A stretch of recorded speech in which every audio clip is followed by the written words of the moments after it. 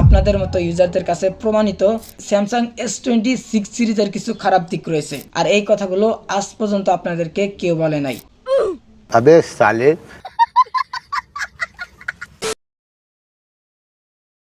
আচ্ছা, আমি যদি বলি স্যামসাং S26 সিরিজের কিছু খারাপ দিক রয়েছে, আপনি কি বিশ্বাস করবেন?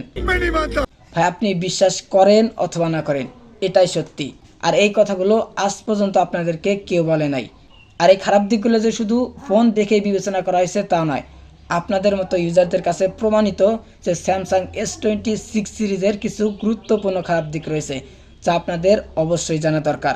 আর সম্পূর্ণ ভিডিও দেখার পর আপনি নিজে আমাকে কমেন্ট করে বলবেন, ভাই আপনি কথাগুলো ঠিকই বলেছেন।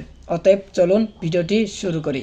প্রথমত, এই ফোনটি হাতে নেওয়ার পর আপনার কাছে কোনো নতুনত্ব ফিল হবে না, কারণ অনেক ইউজার বলেছে স্যামসাং S26 হাতে নিলে এটা একদম নতুন জেনারেশন মনে হয় না, কারণ ফোনটির ডিজাইন প্রায় আগের সিরিজের মতোই, ডিসপ্লের সাইজ ও টাইপ একই রকম, ওভারঅল লুক আগের সিরিজের মতোই। তাই যারা আগে থেকেই স্যামসাং S25 ও S24 ব্যবহার করে তারা আপডেট করার মতো কোনো কারণ S26 এর মধ্যে খুঁজে পাচ্ছে না।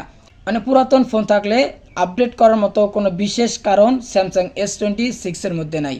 দ্বিতীয়ত হচ্ছে ফোনটির প্রাইস, কারণ S25 এর তুলনায় S26 এ কোনো বড় ধরনের আপডেট আনা হয়নি।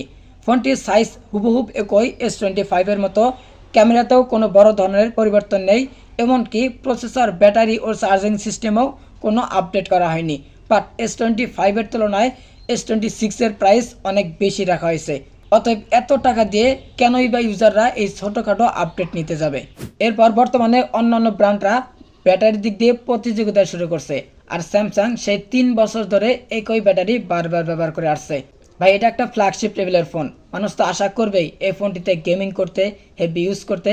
বাট এই ফোনটি দিয়ে যখন আপনি গেমিং করবেন, হেভি ইউজ করবেন, এমনকি আপনি যখন এই ফোনটি আউটডোর ইউজ করতে যাবেন, এই 5000 mAh ব্যাটারি দিয়ে আপনি ফোনটি সারাদিন ইউজ করতে পারবেন না। অতএব এই বিষয়টি অবশ্যই স্যামসাংয়ের চিন্তা করা উচিত ছিল।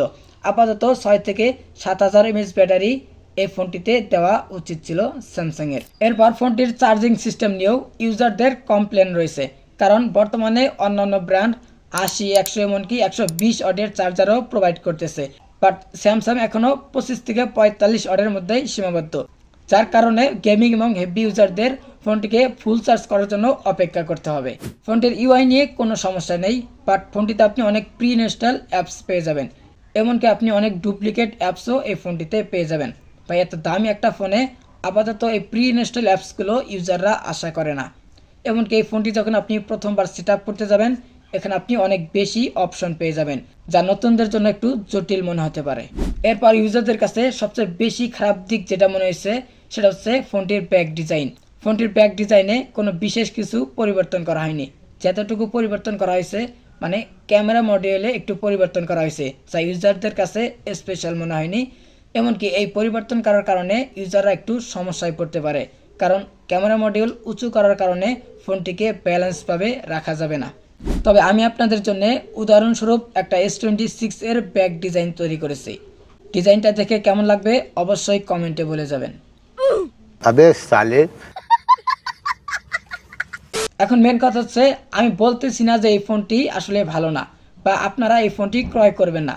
আসলে আমি আপনাদেরকে বোঝানোর চেষ্টা করতেছি S25 এর তুলনায় S26কে যতটুকু আপডেট করা হয়েছে, আর এই আপডেটের তুলনায় এর যে প্রাইস রাখা হয়েছে তা আমাদের জন্য কতটুকু ভ্যালু ফর মানি। ফোনটিতে তেমন কোনো আপডেট করা হয়নি, বাট প্রাইসটা ঠিকই বাড়ানো হয়েছে।